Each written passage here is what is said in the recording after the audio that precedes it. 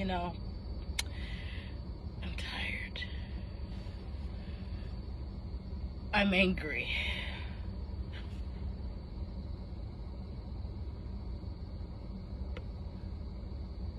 This week, Tuesday and Wednesday, I was in DC for Community Justice Action Fund, the Summit and Lobby Day. And I was also lobbying and advocating with rain on Wednesday. Trying to make communities safer with congressional offices. But gun violence has once again hit home.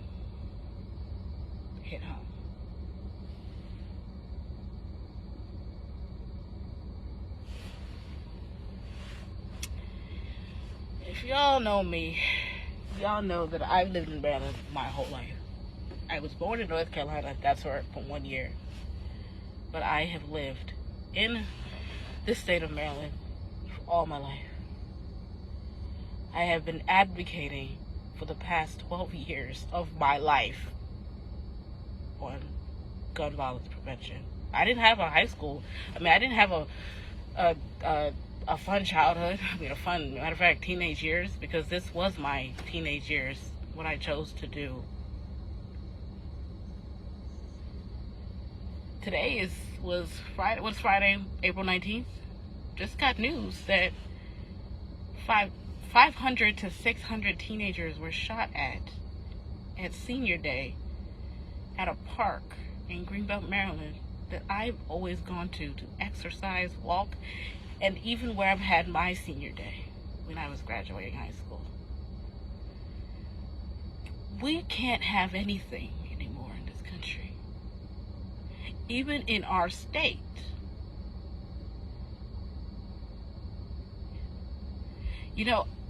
This public health emergency, because that's what it is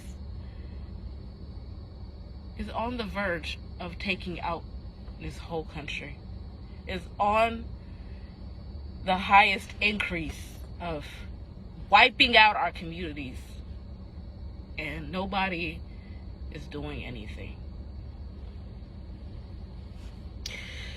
500 to 600 teenagers were shot at. Some people were hit. We're not safe at the park. We're not safe at graduations. We're not safe at home. We're not safe at work. We're not safe in the grocery stores, the malls, the movie theaters, wherever we are. We're not even safe in our own car due to road rage.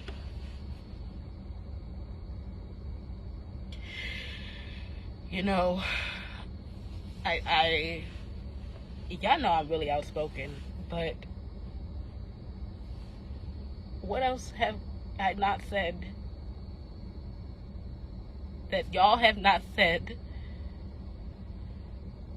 When Congress shall say enough is enough, we're failing. We're failing as a country. When will America's right to life be more important than the Second Amendment? When will that be? When will the right to wake up in the morning and go back home in one piece be enough for America? You can be sad. You could also be angry. The amount of angry that I have in me right now, it's ready to blow. And, you can make as many offices of gun violence prevention as you will like. But if we're still dying, if we're still getting injured, if we're still getting wounded, if we're still unintentionally being shot, if we're still, the number one leading cause of death is still gun violence. If that is still happening, What are these offices for? You know, I'm usually outspoken. I'm usually more articulate than this.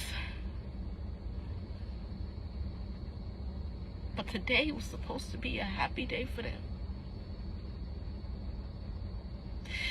You know, it hits home when this is like, you graduated from high school in 2014.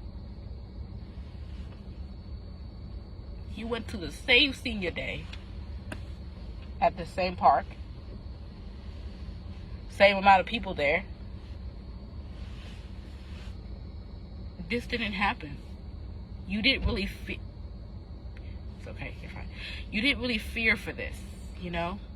I mean, it was the constant fear back then too, but you didn't fear that you would get shot at, that you would be hit, that you would be running for your life.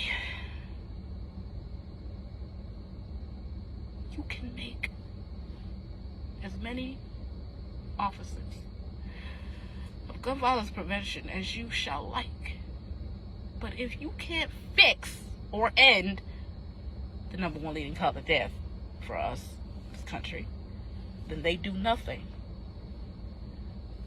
Y'all do amazing work, yes, in the office. But we're still dying.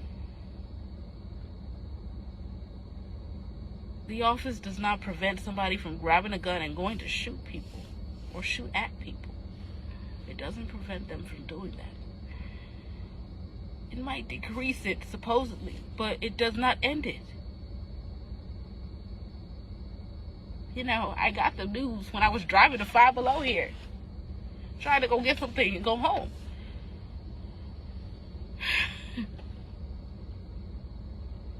You know,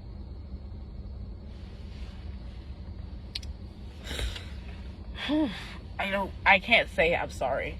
I can't say, I mean, I can and I will say it, because I'm sorry that America, our country, has failed again.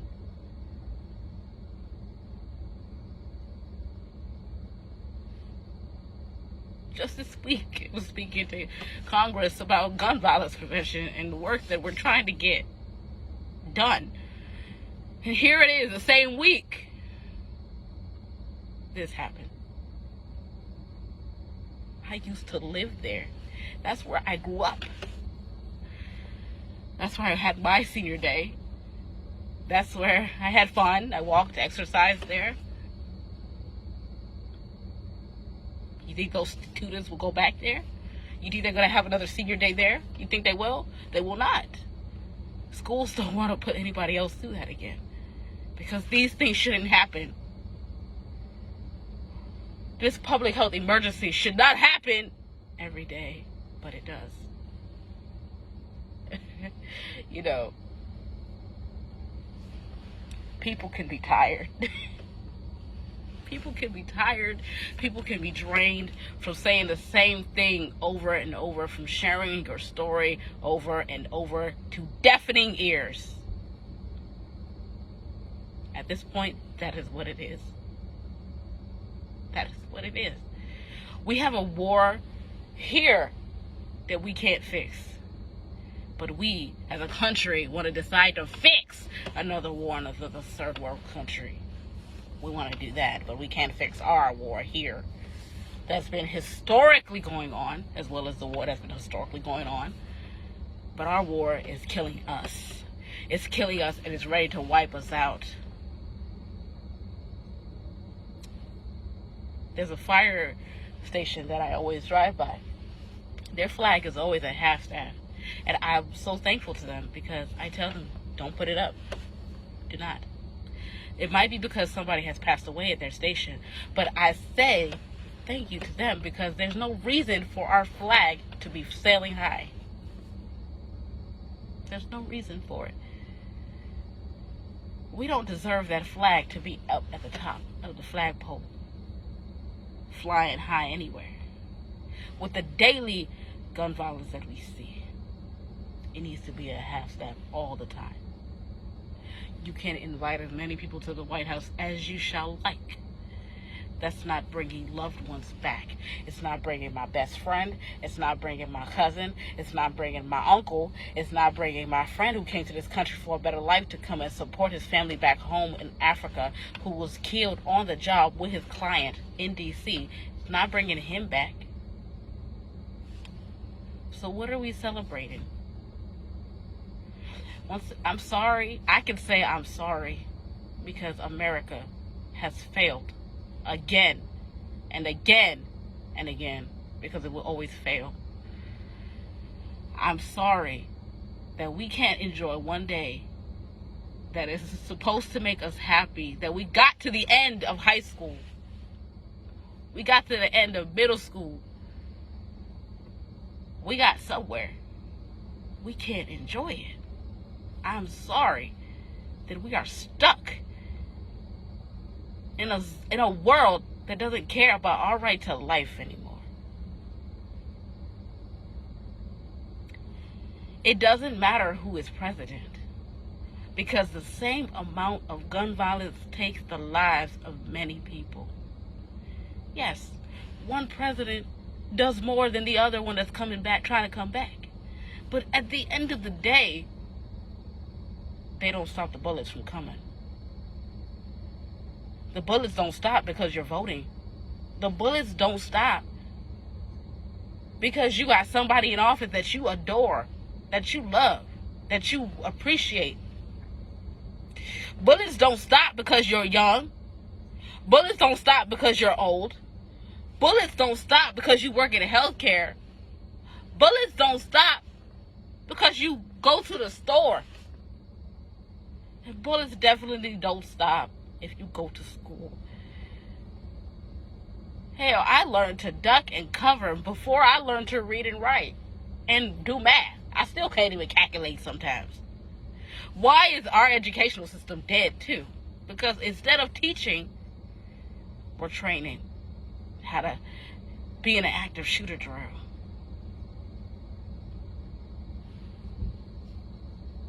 So I can say I'm sorry because America has failed you and your families on your fun day. I can say I'm sorry because we deserve better. And I can say that I am sorry because I know, unfortunately, America will not do better.